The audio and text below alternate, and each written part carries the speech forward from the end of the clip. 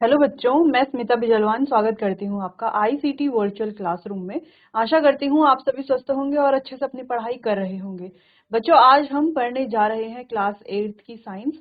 और class 8 science में हमारा चैप्टर चल रहा था पर्टिकुलेट नेचर ऑफ मैटर, जहाँ पर हम मैटर के पर्टिकुलेट नेचर के बारे में बात कर रहे थे। और काफी सारी चीजें, काफी सारे टॉपिक्स हमने यहाँ पर कंप्लीट कर लिए थे। तो ये पर्टिकुलेट नेचर ऑफ मैटर से रिलेटेड। तो लास्ट लेक्चर में हम बात कर रहे थे पार्टिकल्स के बीच में इंटर पार्टिकल स्पेसिंग के बारे में। ठीक है, कि कैसे जो अलग अलग स्टेट्स ऑफ मैटर है, सॉलिड, लिक्विड और गैस, इसमें मैटर के जो पार्टिकल्स है, जैसे सॉलिड के जो मैटर हैं, यानी कि सॉलिड जो मैटर है उसके जो पार्टिकल्स है उनके बीच में स्पेस है या नहीं है, ज्यादा है या कम है। वैसे ही लिक्विड या गैसेस के केस में हम इस स्पेस के बारे में बात कर रहे थे, जहां पर हमने एक ऑर्डर डिस्कस किया था। तो वो ऑर्डर कुछ इस तरीके से था। अगर हम इंटर पार्टिकल स्पेस के बारे में बात करें, यानी कि मैटर के जो पार्टिकल्स हैं उनके बीच का जो स्पेस है, अगर हम उसके बारे में बात करें, तो अगर हम उसको ऑर्डर लगाएं, है ना, अगर हम उसको ऑर्डर लगाएं तो ऑर्डर कुछ इस तरीके से होगा। गैस जो होते हैं, गैस के पार्टिकल्स के बीच में सबसे ज्यादा इंटर पार्टिकल स्पेस होता है, जो कि हमें यहाँ पर दिखाई भी दे रहा है ना। तो गैसेस के जो पार्टिकल्स हैं इनके बीच में काफी सारा इंटर पार्टिकल स्पेस होने की वजह से इसके पार्टिकल दूर दूर रहते हैं, जिस वजह से यहाँ पर जो इंटर पार्टिकल अट्रैक्शन की फोर्स है, यानी कि पार्टिकल पार्टिकल के बीच का अट्रैक्शन की जो फोर्स है, जो पार्टिकल्स को जोड़ के रखता है, वो यहाँ पर बहुत ज्यादा कम है। यानी कि यहाँ पर पार्टिकल हमें जुड़े हुए नहीं दिखेंगे, हमेशा दूर दूर ही दिखेंगे, जैसे कि हमें यहाँ पर दिख रहे हैं। क्लियर। नेक्स्ट, अगर हम सॉलिड और लिक्विड की बात करें, तो लिक्विड के पार्टिकल्स के बीच में भी इंटर पार्टिकल स्पेस होता है, जैसे कि हम यहाँ पर देख पा रहे हैं, और जिसको कि हमने लास्ट लेक्चर में एक एक्टिविटी परफॉर्म करके भी देख लिया था। एक्टिविटी में हमने क्या किया था, हमने लिया था एक बीकर, बीकर में लिया था वाटर, वाटर को हमने लेवल कर लिया था, मेजर कर लिया था कि वाटर का लेवल कितना है। फिर हमने उसमें सॉल्ट डाला। तो होना क्या चाहिए था, सॉल्ट डालने के बाद लेवल जो है वो काफी ज्यादा इंक्रीज होना चाहिए था, लेकिन एक्चुअल में क्या होता है, वाटर का जो लेवल है वो बहुत ज्यादा इंक्रीज नहीं होता, थोड़ा बहुत ही वहां पे फर्क पड़ता है, ज्यादा डिफरेंस नहीं आता है। ऐसा क्यों? ऐसा इसीलिए क्योंकि जो लिक्विड था, यानी कि वाटर था, वाटर के पार्टिकल्स के बीच में इंटर पार्टिकल स्पेस था, जहां पर सॉल्ट के पार्टिकल जाकर के उस स्पेस को ऑक्यूपाई कर लेते हैं, जिस वजह से वाटर का जो लेवल बढ़ना चाहिए था वो लेवल उतना ज्यादा इंक्रीज नहीं होता है। ठीक है, यानी कि लिक्विड के पार्टिकल्स के बीच में भी इंटर पार्टिकल स्पेस होता है, हालांकि कम होता है गैसेस के कंपैरिजन में, लेकिन होता है। नेक्स्ट, अगर हम बात करें सॉलिड, तो सॉलिड के जो पार्टिकल्स हैं उनके बीच में अगर हम स्पेस की बात करें तो लगभग ना के बराबर, बहुत कम यहाँ पर स्पेस होता है, लगभग ना के बराबर हम बोल सकते हैं। ठीक, तो इतना हमने डिस्कस कर लिया था अपने लास्ट लेक्चर में। अच्छा, कुछ और चीजें यहाँ पर डिस्कस कर लेते हैं। Often we use the term particle, जैसे हम पार्टिकल टर्म यूज करते हैं अलग अलग कॉन्टेक्स्ट में।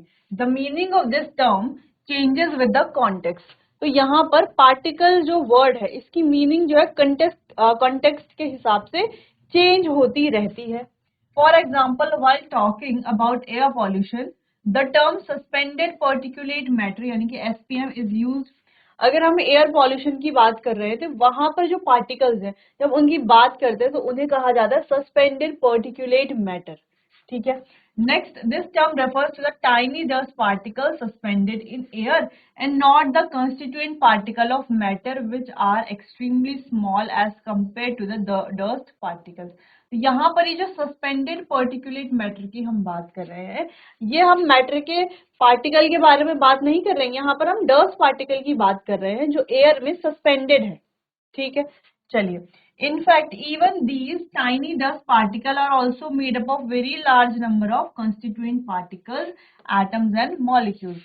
और यहाँ तक कि जो ये डस्ट की बात हम कर रहे हैं कि ये डस्ट के जो पार्टिकल्स हैं वो एयर में सस्पेंडेड है, इसे सस्पेंडेड पर्टिकुलेट मैटर इसे कहा जाता है। और ये जो डस्ट के पार्टिकल है ये भी कई सारे पार्टिकल से मिल करके बने हुए हैं। ठीक है, पार्टिकल जिन्हें हम एटम्स एंड मॉलिक्यूल्स बोलते हैं। देखो, कोई भी एटम जो है, सॉरी, कोई भी मैटर जो है वो कंस्टिट्यूएंट पार्टिकल से मिलकर के बना है। इन कंस्टिट्यूएंट पार्टिकल को वैसे तो देखा जाए हम पार्टिकल बोल रहे हैं अभी, क्योंकि अभी हमने एटम्स मॉलिक्यूल्स नहीं पढ़ा है, लेकिन जब हम एटम मॉलिक्यूल पढ़ लेंगे तो हम इन पार्टिकल्स को पार्टिकल्स ना बोल करके एटम्स और मॉलिक्यूल भी बोल सकते हैं। ठीक है, चलिए क्लियर है इतना। How particles move in different state of matter. अब पार्टिकल मैटर की डिफरेंट स्टेट में कैसे मूव करते हैं इसके बारे में बात करते हैं। ठीक है, चलिए अगर हम मूवमेंट की बात करें तो क्या लगता है सॉलिड, लिक्विड और गैस में से सबसे ज्यादा किसके पार्टिकल जो है मूव करेंगे? क्या लगता है आपको? एक बार आप सोचिए, फिर डिस्कस तो हम कर ही रहे हैं। चलिए आगे बढ़ते हैं। तो यहाँ पर एक एक्टिविटी लेते हैं, एक्टिविटी से समझ लेते हैं कि how particles move in different state of matter. Particle कैसे मूव करते हैं मैटर की अलग अलग स्टेट में। तो सबसे पहले क्या करना है हमें, टेक अ ग्लास टम्बलर, एक कांच का टम्बलर ले लेना है या ग्लास ले लेना है, containing water and put a few grains of potassium permanganate into it. तो उसमें क्या करना है, हमें वाटर भर लेना है एक ग्लास टम्बलर में, उसमें कुछ दाने जो हैं वो डाल देने हैं पोटेशियम परमैंगनेट के। ठीक है, चलिए अच्छा ऐसे नहीं कि आपने हाथ से उठा करके पोटेशियम परमैंगनेट डाल दिया, नहीं, आपको कोई स्पून या स्पैचुला की हेल्प से ही उठा करके उनको जो है वाटर में डालना है। इनिशियली यू विल सी सम, अच्छा आप जो है फिगर 7.13 को आपको ध्यान से देखना है। Initially, you will see some streaks of pink color spreading out from the grains. तो आपको ना इस तरीके से कुछ दिखेगा कि ये जो ग्रेन्स है ना, किसके? पोटेशियम परमैंगनेट के। तो पोटेशियम परमैंगनेट के जो ग्रेन्स है, आपको ऐसा लगेगा इस तरीके से जो है धीरे धीरे ये क्या हो रहे हैं, स्प्रेड हो रहे हैं। और ऐसे ही करते करते धीरे धीरे ये पूरे सॉल्यूशन में स्प्रेड हो जाते हैं और पूरे सॉल्यूशन का कलर कैसा कर देते हैं, dark pink. With the passage of time, the entire bulk of water will acquire uniform pink color. तो धीरे धीरे पूरा वाटर जो है उसमें क्या हो जाता है, यूनिफॉर्मली पिंक कलर उसमें आ जाता है। Do you know why this happens? क्या आपको पता है ऐसा क्यों हुआ है? ऐसा क्यों हुआ? चलिए तो इसके बारे में बात करते हैं। This happen because the water particle are in constant motion. ये इसीलिए होता है कि वाटर पार्टिकल जो है वो कांस्टेंट मोशन करते रहते हैं, वो कांस्टेंट मोशन में होते हैं, इसीलिए ये हुआ। ठीक है, देखने पे तो लग रहा है नहीं वाटर मूव नहीं कर रहा है, लेकिन वाटर के जो पार्टिकल्स है वो कांस्टेंट मूवमेंट करते हैं। First, they pull out the particles of potassium permanganate from its grain, and later they hit these particles so that they get spread throughout the liquid. पहले तो ये क्या करते हैं, जो वाटर है वो क्या करता है, वो पोटेशियम परमैंगनेट के पार्टिकल्स को उसके ग्रेन से निकालता है, फिर उसको धीरे धीरे क्या करता है, पूरे लिक्विड में स्प्रेड कर देता है। ठीक है, तो इतना ही काफी है ये शो करने के लिए कि वाटर के जो पार्टिकल है वो कांस्टेंट मूव करते हैं। In the case of many substances, the constituent particles are held together strongly that the water particles are unable to pull these out. Such substances are like sand are insoluble in water. तो यहाँ पर होता ये है कि कुछ particle ऐसे होते हैं जो इतने स्ट्रांगली हेल्ड टुगेदर होते हैं, यानी कि इतने स्ट्रांगली जो है एक दूसरे से जुड़े हुए होते हैं कि वाटर का मूवमेंट भी इन पार्टिकल्स को क्या नहीं कर सकता, अलग करके, यानी कि स्प्रेड नहीं कर सकता। ठीक है, मूव नहीं कर सकता, इन पार्टिकल्स को खींच नहीं सकता इन पार्टिकल्स को। जैसे कि अगर हम रेत की बात करें तो पानी में अगर हम नमक डालें और रेत डालें, दोनों केस में क्या होता है, अगर हम नमक डालते हैं और नमक भी क्या होगा, धीरे धीरे घुलेगा, है ना, पानी में, लेकिन जब हम स्टिर करते हैं तो ज्यादा वाटर की मूवमेंट बढ़ जाती है, वो ज्यादा अच्छे से नमक के पार्टिकल को पुल करते हैं और पूरे सॉल्यूशन में स्प्रेड कर देते हैं। ठीक है, लेकिन जब हम रेत की बात करते हैं, सैंड की बात करते हैं, तो सैंड जब हम डालते हैं तो सैंड के पार्टिकल, जैसे कि हमने कहा कि इतने स्ट्रांगली वो एक दूसरे के साथ जुड़े हुए होते हैं, इतने strongly they are held together कि उनको जो है हम स्प्रेड नहीं कर सकते, इस तरीके से सॉल्युबल नहीं बना सकते। दूसरी चीज ये है कि अगर हम कितना भी स्टिर करें, कितनी भी स्ट्रांगली हम वाटर जो है वाटर को मूव करवाएं, फिर भी वो जो है सैंड जो है वो स्प्रेड नहीं होती। क्यों? क्योंकि पार्टिकल्स बहुत टाइटली या स्ट्रांगली हेल्ड होते हैं एक दूसरे के साथ। ठीक है, इसी वजह से ये इनसॉल्युबल है। तो कुछ चीजें इसीलिए इनसॉल्युबल है और कुछ चीजें इसीलिए सॉल्युबल है। बाकी जैसे हमने पोटेशियम परमैंगनेट की बात की, तो इसके पार्टिकल भी जो है वाटर की कंटिन्यूअस मूवमेंट के द्वारा पहले तो पार्टिकल्स जो है उस ग्रेन से बाहर की तरफ आते हैं, फिर जो है धीरे धीरे वो जो है पूरे सॉल्यूशन में स्प्रेड आउट हो जाते हैं। क्लियर? चलिए इसे आप एक बार देख लीजिए, फिर आगे बढ़ते हैं।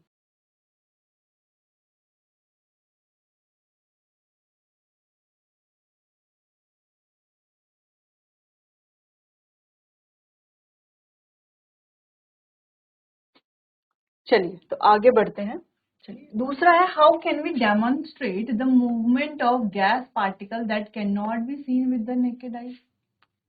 अभी हमने वाटर की मूवमेंट तो देख ली कि वाटर के पार्टिकल कैसे मूव कर रहे हैं। जब हम वाटर में पोटेशियम परमैंगनेट डाल रहे हैं तो हम देख रहे हैं कि कैसे वो पार्टिकल्स जो हैं उसे खींच रहे हैं, पुल आउट कर रहे हैं पोटेशियम परमैंगनेट के पार्टिकल्स को, फिर धीरे धीरे उसे पूरे सॉल्यूशन में स्प्रेड कर रहे हैं। वो उनकी ये क्या शो करता है, ये वाटर के पार्टिकल्स की कंटिन्यूअस मूवमेंट को शो करता है। लेकिन गैस के पार्टिकल्स, उनकी कंटिन्यूअस मूवमेंट को कैसे हम शो करेंगे, है ना? देखो जिसके बीच में स्पेस ज्यादा होता है वो ज्यादा कंटिन्यूअस मूवमेंट करते हैं, यानी उनके पार्टिकल के बीच का मूवमेंट उतना ही ज्यादा होता है। ठीक है, जैसे अगर हम सॉलिड की बात करें तो सॉलिड के पार्टिकल्स के बीच में इतना स्पेस नहीं होता, उनके पार्टिकल्स के बीच में inter particle force of attraction बहुत ज्यादा हाई होती है, या हम कहें इंटर पार्टिकल अट्रैक्शन बहुत हाई होती है। ठीक है, तो इस वजह से वो जो है जब अट्रैक्शन ज्यादा है तो स्पेस कम होगा उनके बीच में, जिस वजह से उन पार्टिकल्स के बीच में मूवमेंट भी क्या होगी, कम होगी। लेकिन जब हम गैसेस की बात करते हैं तो गैसेस के पार्टिकल्स के बीच में सबसे ज्यादा स्पेस होता है, यानी कि उनके पार्टिकल्स मूव करने चाहिए ज्यादा, है ना? तो जितना भी वो पार्टिकल मूव करते हैं उनको हम डेमोन्स्ट्रेट कैसे करेंगे, कैसे देखेंगे, या कैसे हमें पता चलेगा कि पार्टिकल मूव कर रहे हैं? क्योंकि देखो लिक्विड के पार्टिकल्स को तो हम देख सकते हैं, लिक्विड को तो हम देख सकते हैं, इसीलिए हम वहां पर बता सकते हैं कि कैसा यहाँ पर पार्टिकल का मूवमेंट है। लेकिन गैसेस को तो हम देख नहीं सकते, तो कैसे पता लगाएंगे हम यहाँ पर गैसेस के पार्टिकल्स की मूवमेंट को? तो चलिए उसके लिए एक बहुत इजी सा यहाँ पर एग्जाम्पल है। Light an incense stick in one corner of the room. Wait for a few minutes and observe. Do you notice the fragrance from a distance? चलिए तो इस तरीके से आपको एक इंसेंस स्टिक, जिसको आप अगरबत्ती भी बोलते हैं, धूप बोलते हैं, अगरबत्ती जो भी आप कहते हैं, उसे आप एक जगह पर जला दीजिए, एक रूम के एक छोटे से, आप मान लीजिए आपका कोई भी बड़ा रूम है, बेडरूम है, कोई भी रूम है, ठीक है, या आप उसे अपने पूजा रूम में या कहीं पर भी आप क्या कीजिए, रूम के किसी कॉर्नर में उसको लाइट कीजिए, जलाइए, कुछ समय के लिए उसे छोड़िए। फिर आप क्या देखोगे, उसकी जो स्मेल है उस कॉर्नर पे तो आनी चाहिए थी क्योंकि वहां पर उसे जलाया गया है, लेकिन धीरे धीरे उसकी स्मेल पूरे रूम में और उससे धीरे धीरे पूरे घर में जो है उसकी स्मेल फैल जाती है। तो ऐसा क्यों होता है? ऐसा इसीलिए क्योंकि उसके पार्टिकल डिफ्यूज करते हैं, ठीक है, ज्यादा तेजी से मूवमेंट करते हैं, और टेम्परेचर बढ़ने पर तो और भी ज्यादा मूव करते हैं। जैसे ही क्या करते हैं, हम इंसेंस स्टिक को लाइट करते हैं, लाइट करने का मतलब है कि उसका टेम्परेचर हम बढ़ा रहे हैं, टेम्परेचर बढ़ाने पर पार्टिकल की मूवमेंट भी बढ़ जाती है, जिससे पार्टिकल और ज्यादा मूव करते हैं और दूर दूर तक जाते हैं। तो होता क्या है, यहाँ पर हम रीड कर लेते हैं। When an incense stick is burned in a corner of the room. Initially, the fragrance is felt only around the incense stick. Shortly, you can smell the fragrance throughout the room. This happens because the particles of the fragrance spread, filling the entire room. This shows that the particles of air are moving constantly. The air particle hit the particles of the fragrance and help them to spread throughout the room. इसीलिए हम कह सकते हैं कि जो हम perfume लगाते हैं, है ना, आप मान लीजिए आपका कोई फ्रेंड परफ्यूम लगाता है, लेकिन उसकी स्मेल आपको भी आती है, अगल बगल अगर ज्यादा परफ्यूम लगाए तो अगल बगल सबको आती है। क्यों?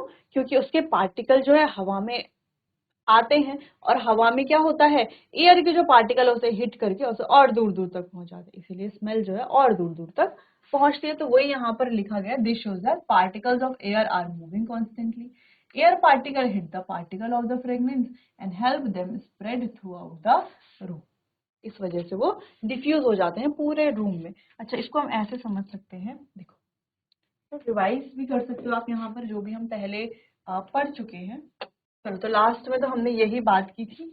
तो यहाँ से हमने क्या देखा कि वाटर का जो लेवल है वो थोड़ा सा इंक्रीज हो जाता है, वाटर का जो लेवल है वो थोड़ा सा इंक्रीज हो जाता है, हल्का सा, ज्यादा नहीं, क्योंकि इनके पार्टिकल्स के बीच में क्या है, इंटर पार्टिकल स्पेस है। ठीक, चलो अब हम एयर के बारे में बात कर रहे थे। तो जैसे हमने वाटर के पार्टिकल्स तो देख लिए, ठीक है, तो जैसे हमने एयर के पार्टिकल्स तो देख लिए हैं, सॉरी वाटर के पार्टिकल्स तो देख लिए हैं कि वाटर के जो पार्टिकल्स हैं उनके बीच में क्या होता है, स्पेस होता है। स्पेस तो होता ही है, ठीक है, वो हम समझ गए हैं। लेकिन पार्टिकल्स क्या करते हैं, वाटर के जो पार्टिकल्स हैं वो कंटिन्यूअस मूवमेंट में होते हैं। लिक्विड के जो पार्टिकल है वो कंटिन्यूअस मूवमेंट में होते हैं, जिस वजह से जब पानी में हम पोटेशियम पर मैग्नेट डालते हैं तो कैसे धीरे धीरे वो स्प्रेड होता है और धीरे धीरे पूरे वाटर में जो है वो यूनिफॉर्मली स्प्रेड हो जाता है। ठीक है, एक चीज तो हमने ये पढ़ी। अब हम बात कर रहे थे एयर की, है ना, कि एयर में जो है वो पार्टिकल्स, या हम कहें, ये हम कह सकते हैं कि एयर में जो पार्टिकल्स है वो कैसे जो है वहां पर, जैसे वाटर के पार्टिकल्स थे तो वहां पर पोटेशियम पर मैग्नेट कैसे पूरे सॉल्यूशन में स्प्रेड हो जाता है ना। तो वैसे ही क्या एयर में भी ऐसा होता है, क्या एयर के पार्टिकल्स के बीच का ये जो स्पेस है इसे हम कैसे बताएंगे, है ना, क्योंकि एयर को हम देख नहीं सकते हैं इस वजह से। तो यहाँ पर क्या होता है, अगर हम एक इंसेंस स्टिक लेते हैं तो इस तरीके से ठीक है, ऐसे हमने कोई इंसेंस स्टिक ली और उस इंसेंस स्टिक को यहाँ पे क्या कर लिया, जला लिया, बर्न कर लिया। ठीक है, जला लिया, जब हमने इसको बर्न कर लिया तो इसकी जो ये क्या कह सकते हैं हम, धुआं है, वो इधर उधर जो है वो फैलने लग जाता है हर तरफ। ठीक है, तो अगर हम इसे रूम के एक कॉर्नर पर जलाते हैं तो कॉर्नर से ये जो है पूरे रूम में, पूरे घर में फैल जाता है। क्यों, कैसे फैल जाता है, क्योंकि इसके पार्टिकल्स जो है वो क्या करते हैं, कंटिन्यूअस मूव करते हैं। तो इसके जो पार्टिकल्स हैं, पार्टिकल्स क्या करते हैं, पार्टिकल्स जो है वो करते हैं कंटिन्यूअस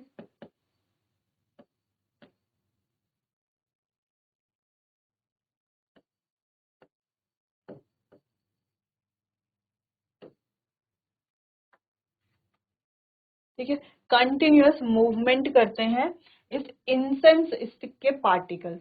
तो जब इंसेंस स्टिक के पार्टिकल्स मूव करेंगे, अच्छा टेम्परेचर बढ़ाने पर इनकी काइनेटिक एनर्जी और बढ़ेगी और ज्यादा ये मूव करेंगे। तो जैसे ही ये पार्टिकल्स क्या करते हैं, मूव करते हैं एयर में, ठीक है, मूव करते हैं, तो एयर के जो पार्टिकल्स है वो इनको हिट करते हैं। एयर के पार्टिकल जब ये इनको हिट करते हैं तो इनकी फ्रेगनेंस जो है और दूर दूर तक फैल जाती है, और फ्रेगनेंस जो है और दूर दूर तक फैल जाती है। इसी यही वजह है कि जब हम परफ्यूम को एक जगह पे स्प्रे करते हैं तो परफ्यूम की स्मेल भी जो है बहुत दूर तक पहुंच जाती है। सेम चीज वहां पर भी अप्लाई होती है, क्योंकि परफ्यूम के पार्टिकल्स जब एयर के साथ जाते हैं तो एयर के पार्टिकल्स उन्हें हिट करके आगे की तरफ और बढ़ा देती है, यानी कि वो स्मेल जो है और आगे आगे तक बढ़ती जाती है। इसीलिए जब खाना पकता है, जब हम खाना बनाते हैं तो खाने की स्मेल भी जो है काफी दूर दूर तक जाती है ना, किचन से जब हम खाना बना रहे हैं तो कमरे तक भी उसकी स्मेल चली जाती है। ऐसा क्यों, क्योंकि एयर में जो है पार्टिकल्स के बीच में ज्यादा स्पेस होता है, इस वजह से पार्टिकल्स यहाँ पर मूव करते हैं फ्रीली। ठीक है, तो ये कुछ पॉइंट्स हैं जो हम पहले भी डिस्कस कर चुके हैं। अब आपको क्या करना है, आपको ये पॉइंट नोट कर लेने हैं क्योंकि ये एक इम्पॉर्टेंट पॉइंट है, फिर इसके बाद आगे बढ़ेंगे। चलिए नोट कीजिए इतना।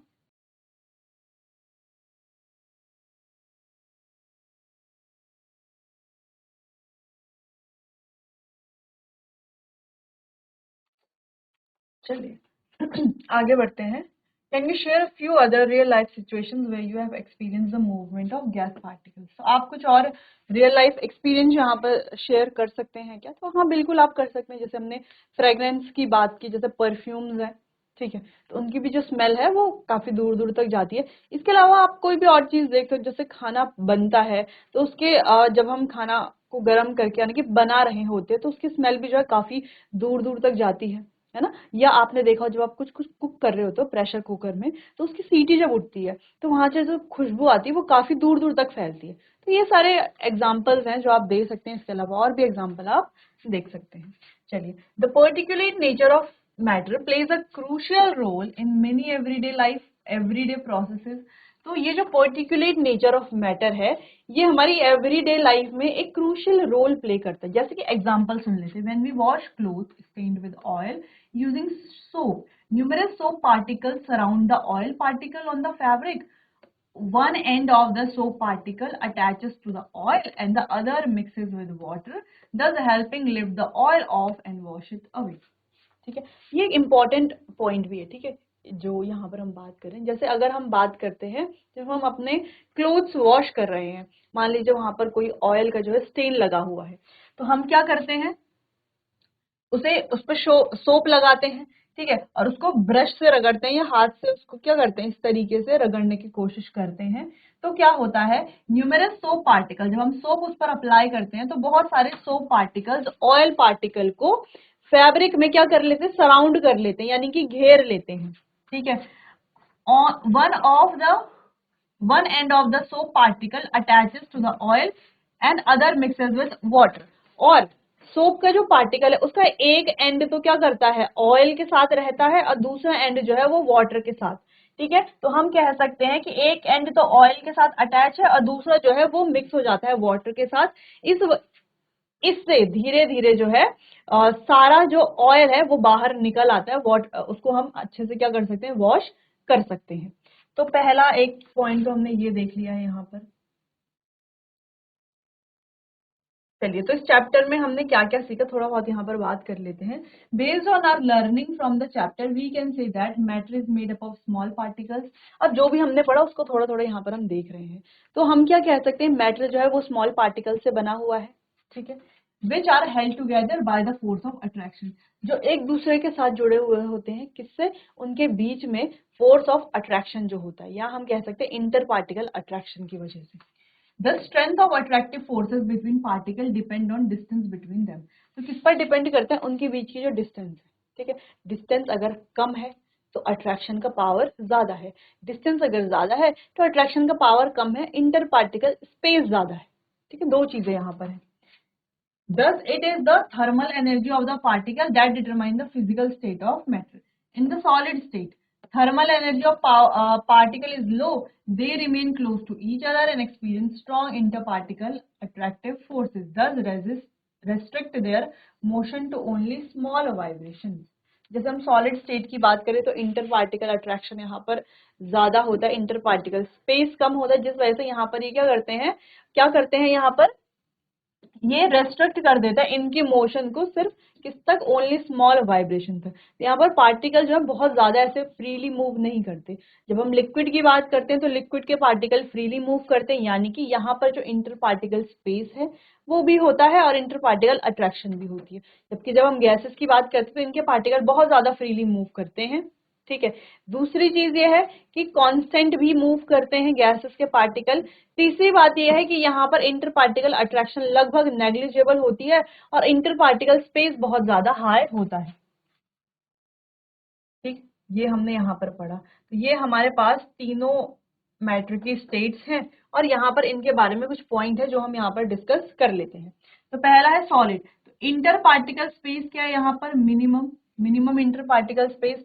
जबकि यहाँ पर अगर हम इंटर पार्टिकल स्पेस की बात करें तो यहाँ पर इंटर पार्टिकल स्पेस सॉलिड के पार्टिकल से थोड़ा सा ज्यादा है। ठीक है, और यहाँ पर अगर हम बात करें तो यहाँ पर है मैक्सिमम स्पेसिंग। सॉलिड में इंटर पार्टिकल स्पेसिंग बहुत कम, लिक्विड में सॉलिड से ज्यादा होती है, लेकिन गैसेस की बात करें तो मैक्सिमम इंटर पार्टिकल स्पेस है जो कि हम देख भी पा रहे हैं। Next, particles are closely packed. तो यहाँ पर पार्टिकल क्लोजली पैक्ड होते हैं, यहाँ पर पार्टिकल लूजली पैक्ड होते हैं सॉलिड के कंपैरिजन में, और यहाँ पर होते हैं पार्टिकल फ्री और बहुत ही फ्रीली मूव करते हैं। नेक्स्ट, इंटर पार्टिकल अट्रैक्शन यहाँ पर होती है मैक्सिमम और यहाँ पर होती है मिनिमम, या हम कह सकते हैं नेग्लिजिबल, ना के बराबर। यहाँ पर inter particle force of attraction solid के कंपैरिजन में थोड़ा वीक होती यहाँ पर भी है और स्पेस भी यहाँ पर होता है। चलिए, मूवमेंट ऑफ पार्टिकल, यहाँ पर पार्टिकल का मूवमेंट होता है नेग्लिजिबल, केवल वाइब्रेशंस होती हैं जो कि अभी हमने देखा। यहाँ पर पार्टिकल का मूवमेंट रेस्ट्रिक्टेड या लिमिटेड होता है। ठीक है, लिमिटेड स्पेस। यहाँ पर जो है movement of particle in all the available space, यानी कि जितना भी स्पेस अवेलेबल है सारे स्पेस को ऑक्यूपाई कर देगा। पार्टिकल का जो मूवमेंट है पूरे स्पेस में पार्टिकल मूव करते हैं। तो ये आप नोट कर लीजिए तीनों के बीच में क्या-क्या डिफरेंस है।